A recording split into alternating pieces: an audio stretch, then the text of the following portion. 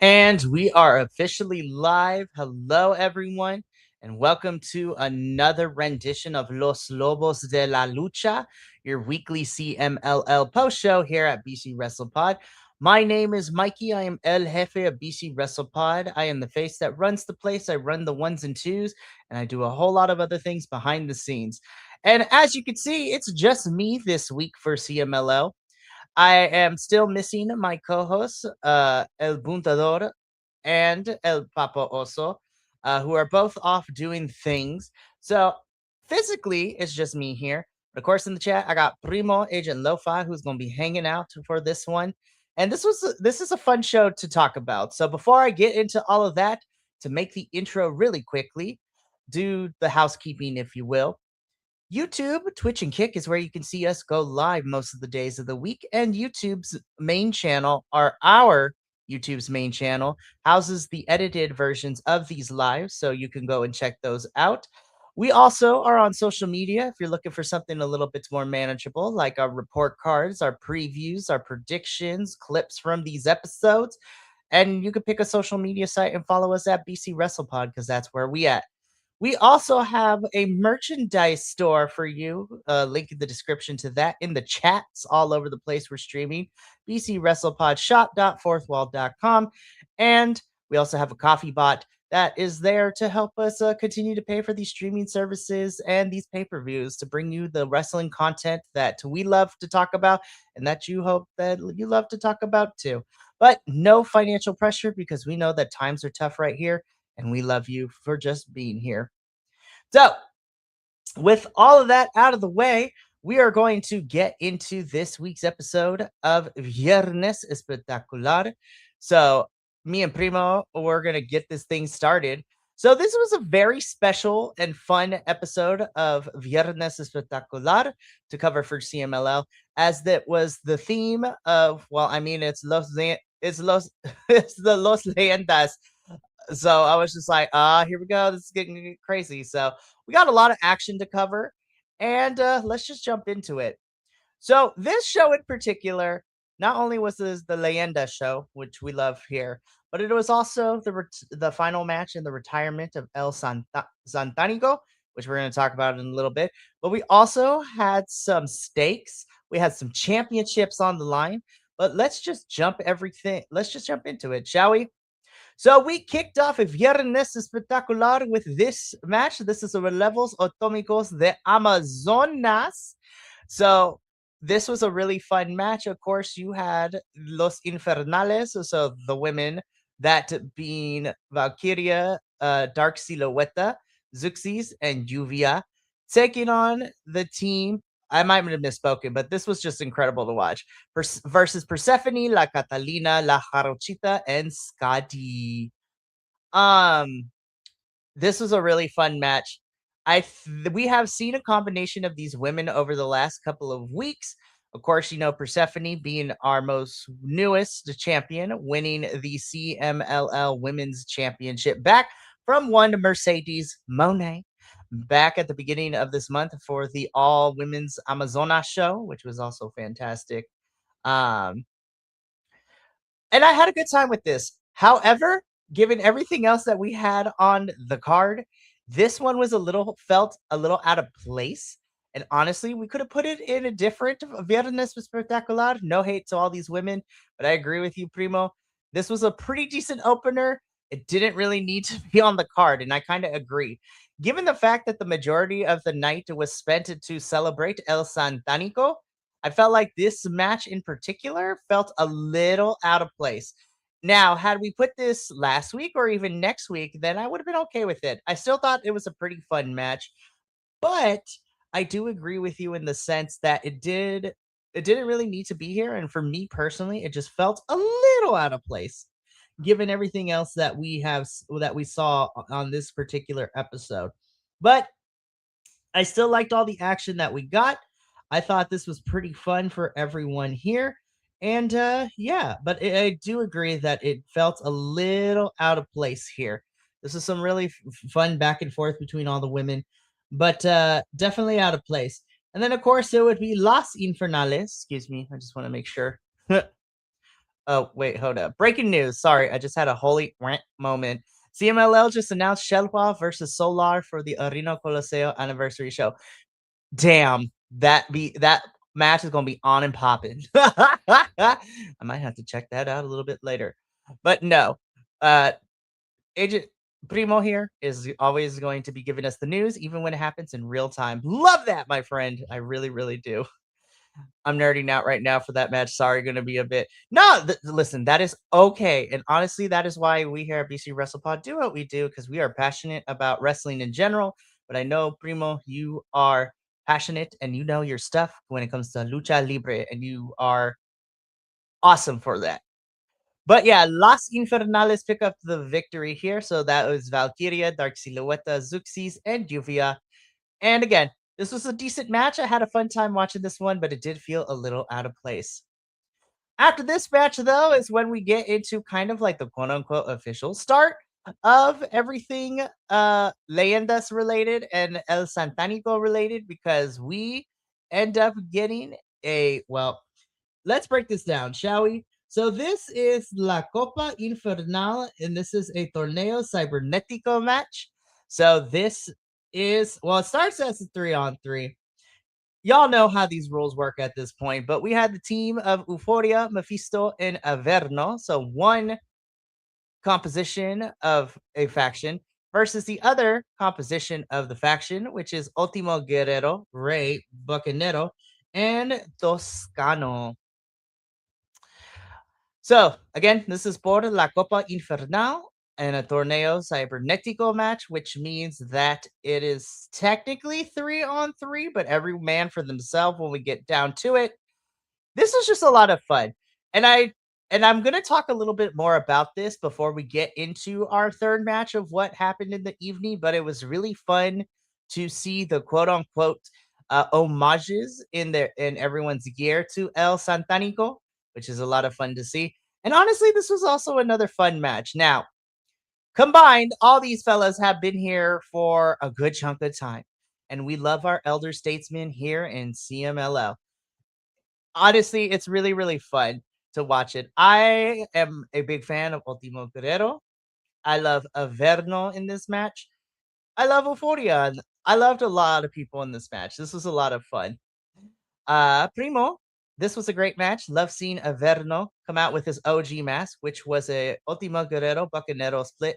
Ooh, okay. That I really did like that design, and now that I know the context of it, it makes it even cooler. I love it. Again, this was another fun match for, again, for the Leyenda show. But this was really, really fun.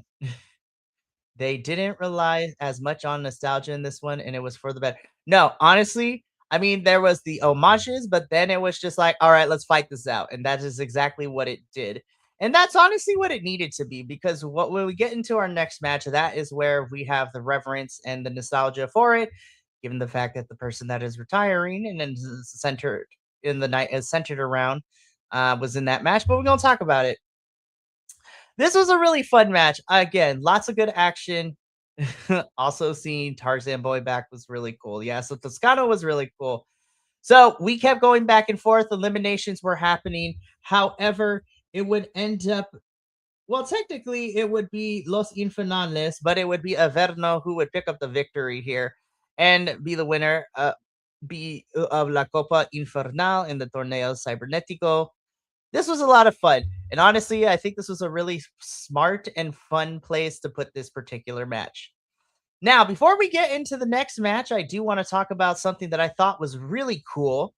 So prior to our third match, which would be the retirement match for El Santanico, we had him come out, but adorned on the ramp were my translation, I think, is okay, but I want to make sure, and maybe Primo can fact check me here. But the way that they were saying it is that those were his quote unquote students. And I was just like, damn. So we got Averno, we got Las Infernales, like there was a lot of students of El Santanico. At least that's what they were saying, because I heard estudiante, and so my brain is like, oh, students, wrestling school, got it, or teacher in some capacity. That was really cool. El Santanico comes out, he talks about he gets on the mic and he talks about his career, his family is there with him. Okay, that's what I figured. Los Infernales was created by Santanico. Yeah, so it was really cool to see everyone there who had who essentially, yeah, were part of it. But yeah, El Santanico talks on the mic, talks about his career, his family is there with him, and really just a legend in, the sport. Yep. I was gonna say, from my understanding, Rudo numero uno, which is very fantastic and why this is a big deal too. Listen, I love learning about the stunt. I may or may not have done some more research prior to watching this episode this past weekend, and also making sure that, I kind of know what I'm talking about. But I thought the whole segment was really beautiful. It's really crazy that we're we're only in year 2 of covering CMLL, but so much has happened, and it's really fun to get to be a part of this with, friends and other people who really love lucha libre. But when all is said and done, then we jump into our third match, which was a triangular de leyendas. So this is also the retirement match for El Santanico. So of course this had him involved in this match, and he was taking on Atlantis and Blue Panther. Listen, you have Blue Panther in a match, and immediately I'm like 10 out of 10 stars. Dave Meltzer can dive off of here. No, I'm just kidding. No, Blue Panther immediately gets like 10 stars from me. Love Blue Panther. Like, we love Grandpa Panther up in this piece.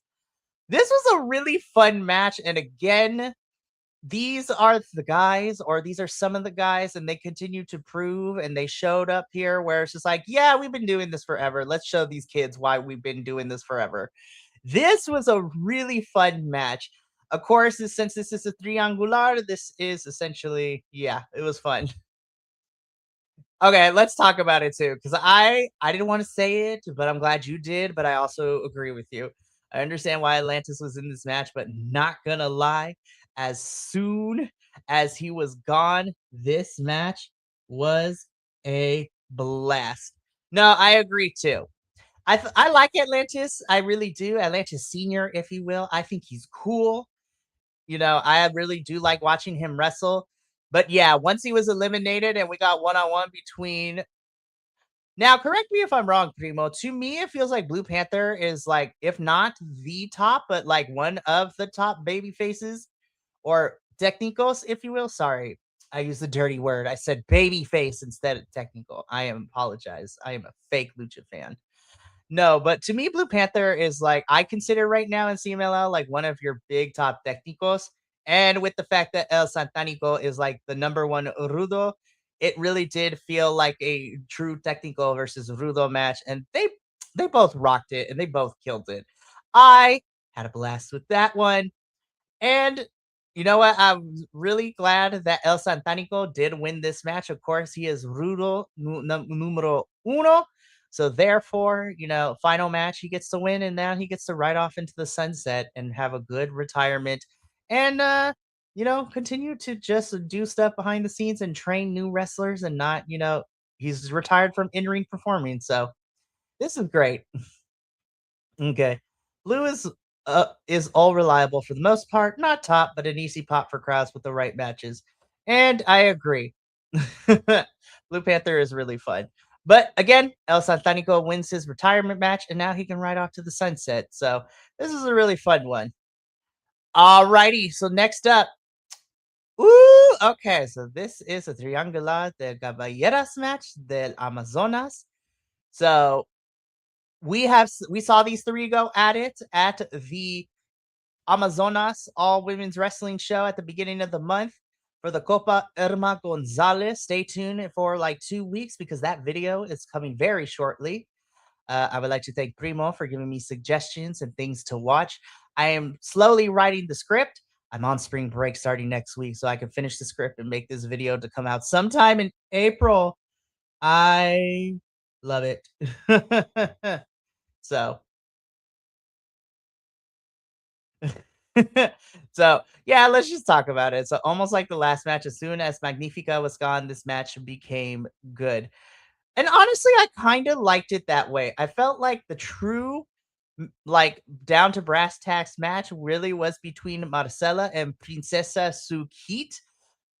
And I pronounced it correctly because that is how the I listened to commentary and I learned it and I made sure to pronounce it. So I made sure I said it correctly. Thank goodness.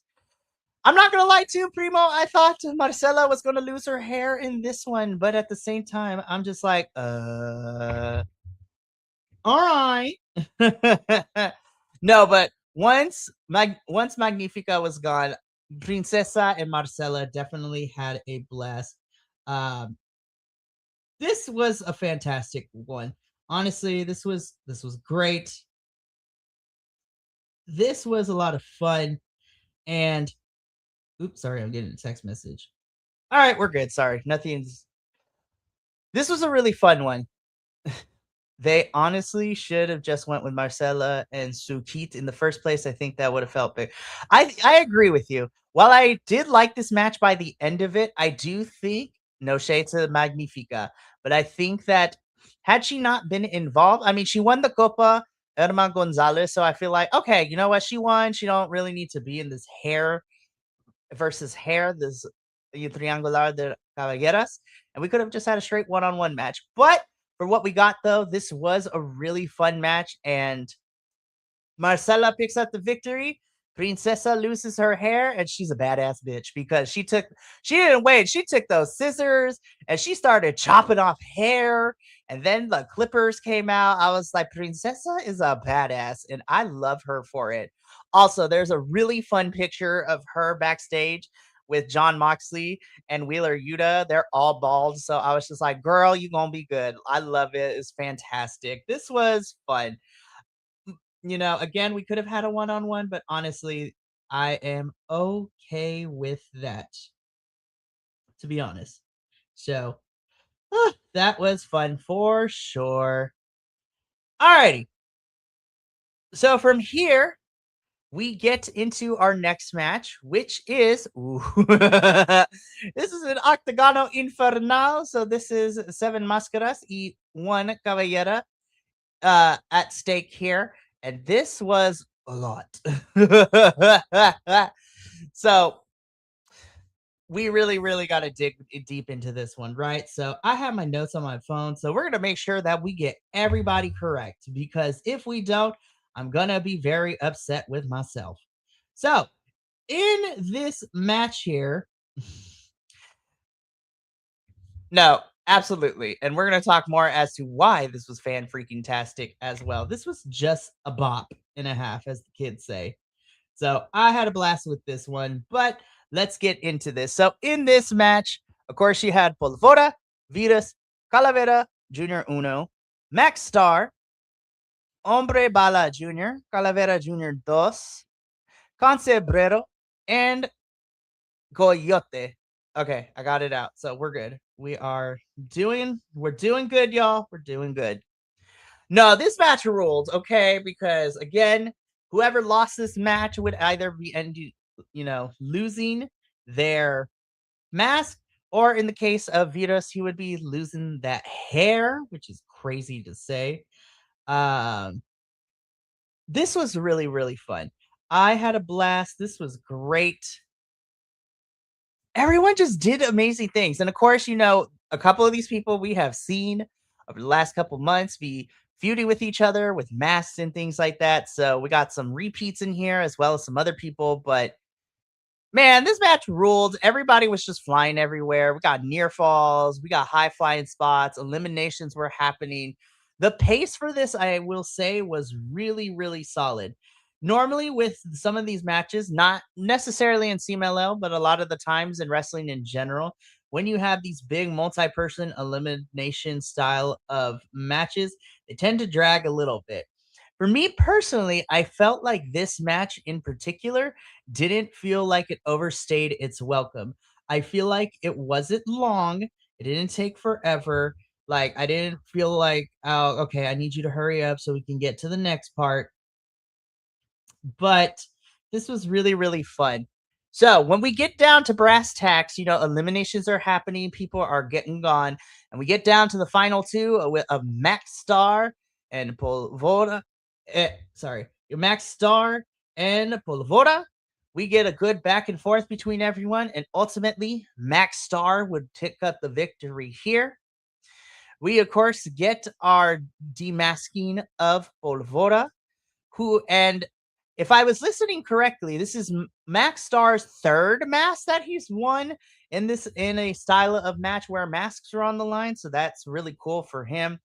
But nah, this was a really good match. This had a good mix of everyone. Of course, as always, I was rooting for the Calaveras because they are fantastic. We love them. This was really, really fun, and I thought this was really solid work from everyone, and this definitely was a really fantastic match of just people doing what they do best and doing lucha things really best. So again, Max Star ends up winning and taking Polvora's mask, and if I was right with the translation of what I was hearing, this is his third mask, which is really, really cool, and really enjoyed that one. So before we get into our final two matches, I would just like to take the time to thank everyone for watching us here at BC WrestlePod. And if you like Lucha Libre, you can continue to check us out here every Wednesday night for CMLL goodness. And looking at the summer, there's going to be a lot of crossover, especially when I talk about it at the very end of the show, because we got some of the CMLL folks headed on over to Canada this weekend. But more on that in a little bit. Alrighty, let's get into our final two matches of the night. The first one being por el Campeonato Mundial de Trios CMLL. So this is for the CMLL Trios Championship for my English native speakers. And of course, we have the challengers of AEW's The Death Riders. So that is Daniel Garcia, Wheeler Yuta, and unless I'm mistaken, this is technically the debut in Mexico, Arena Mexico, specifically for John Moxley. Um, I watched too much wrestling, so he may have been in Mexico before, but we got the full trios team of Moxley, Yuta, and Daniel Garcia, and of course, Marina Shafir is accompanying them, and they are challenging the champions of Sky Team, which is the team of Místico, Máscara Dorada, and Neon. Um. Okay. I'm okay. Okay. See, I distinctly was like, I swear Moxley has been here before, but again, I watch a lot of wrestling, and sometimes everything tends to blur together. But no, I appreciate you telling me. Okay. So with that, let's talk about this. So I actually did enjoy this match. I really, really did. Um. Of course, I'm glad that Sky Team won. Spoiler alert. I thought this was a pretty decent match. Yeah, let's just talk about it. So I think as it progressed, it got better, but I was just sitting here and I was just like, what is happening right now? This was, yeah, the beginning of this match was bad on both sides. I was like, okay, I know y'all are, sizing each other up. You're trying to figure out a rhythm and everything, but I was just like, damn you guys, what is up? But I do agree with you. As the match continued, and by the end of it, I did end up liking it once they started going. This was great. And the crowd was still very happy that Beastico won, which is fantastic. Again, I talked about it last week. I love that Místico is now dual contracted. He is primarily in CMLL, but he also is an AEW World Trios champion, which is cool. But this was a really fun match once we got going. But the beginning was like a car crash and not in the fun way. I'm like, gentlemen, I need you to get it together because we're gonna be in for a rough one. But as the match kept going, it did get better, and it was ended up being a really, really fun match for sure. Did have a little bit of a delay start, as you said, Primo, at the beginning, but ultimately this ended up being really fun. And like I said before, Sky Team retained the CMLL Trios Championships, and this was a really solid match. I thoroughly enjoyed this one once we got to the end of it. Alrighty, so before I get into the final match, though, this is my obligatory part where I say Check out the links in the chat below where you can find our social medias and our merchandise, if you will. I apologize for spamming that in the chat, but that is the best way for me to get that out. And this is your last call before we get into the main event, and then we do our outro for the night. So finally, in the main event of the Leyenda show, we get por el campeonato mundial completo CMLL. So this, of course, is for the CMLL World Heavyweight Championship. This is the challenger, the alchemist of CMLL, Hechicero, taking on the champion AEW and CMLL's Claudio Castagnoli, because he now has a dual contract with AEW and with CMLL. Good on Claudio, and he loves this stuff. I love this. This match, I really enjoyed. I really, really did. And we talked a little bit about this last week. Claudio loves this stuff. He loves wrestling. This is what he lives for. And it definitely shows when he links up. And I feel like to a certain extent, Echiseto also feels that way too. This was great. But yeah, I agree. My only gripe is with CMLL having too long of a show and people dipping at the end. Yeah, people started to dip. I was like, you guys, what are we doing? It's not over. But I agree. Well, let's talk about that. So before we get into the match, I agree with you. I think had we taken out the first match with the Amazonas, we could have kept it to a really nice, solid 2 hours, and people wouldn't have dipped early. But no, this match ruled. This match delivered. I thought this was a really good match. Definitely, probably one of my favorite matches of the night. Uh, speaking wise, and Echiseto is the new CMLL World Heavyweight Champion. Now, I did do my research. This is only Echiseto's second time with this championship. His first reign was back in the day, not too long ago. It was still in like the 2010s, but this is his second title reign. So I'm interested to see. Well, I mean, it's CMLL, so how long champions hold the titles for isn't really a big thing like it is here in the States. But I'm excited to see Echiseto's second title reign as CMLL World Heavyweight Champion. But I'm excited to see what other stuff Claudio Castagnoli can get into. Um, I agree. I think the Octagonal Infernale was also my second favorite of the night. Those two matches definitely are. I mean, the whole show is a fun to watch, but those are if you're limited on time and you can only watch a few matches, those two are definitely the ones to watch for this particular episode. But yeah, back to what I was saying. I'm very excited to see what Claudio does next here in CMLL. Um,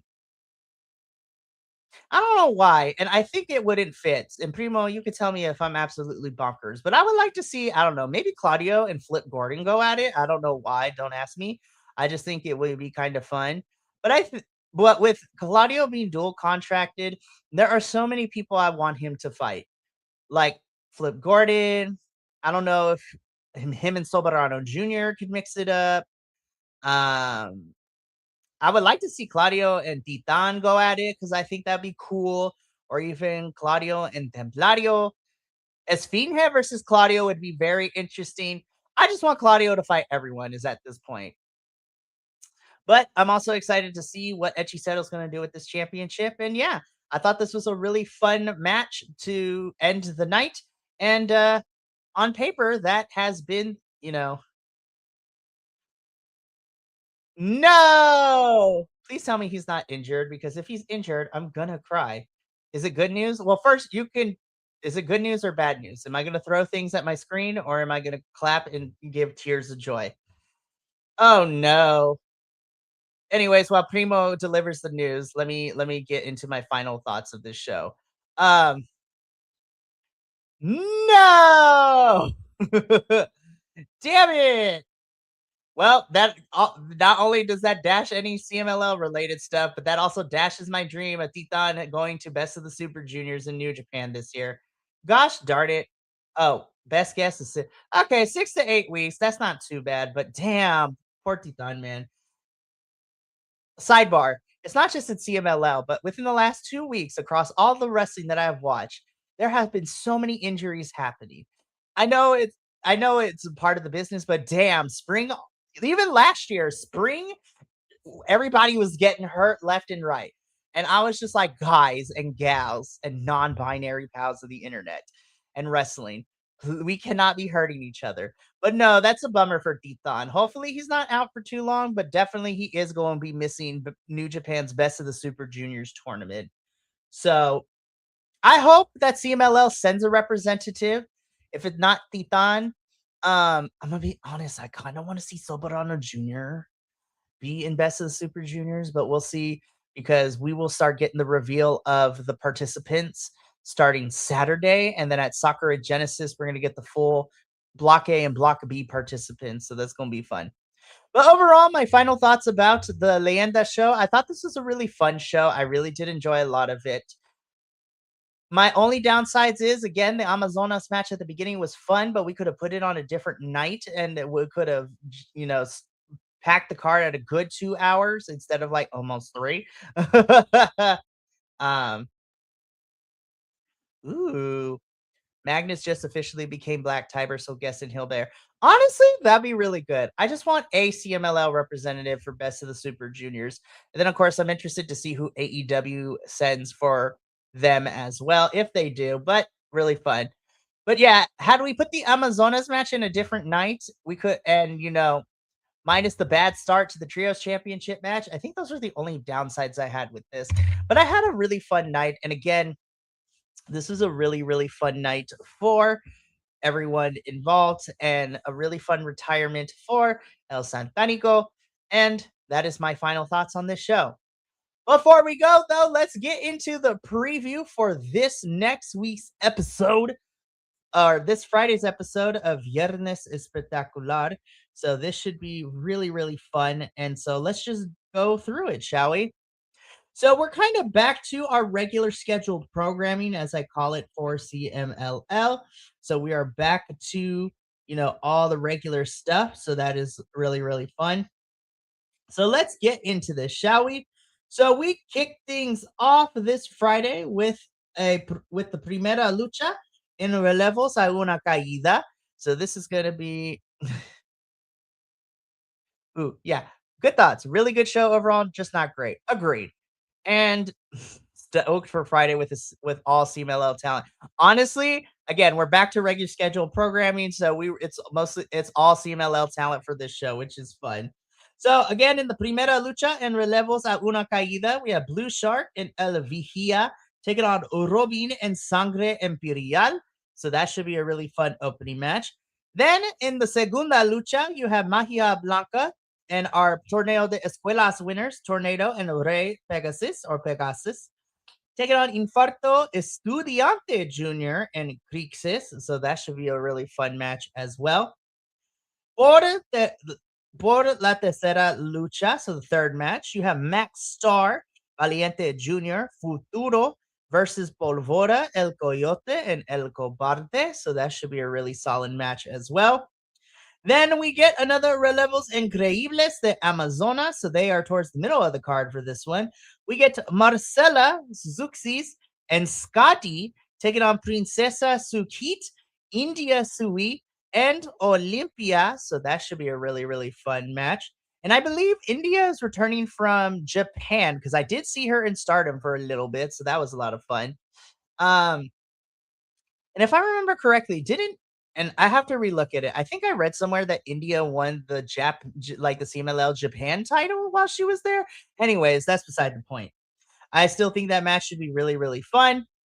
Then in the Lucha semifinal and relevos, you have Templario and Flip Gordon taking on Everno and Magnus. So that should be really fun.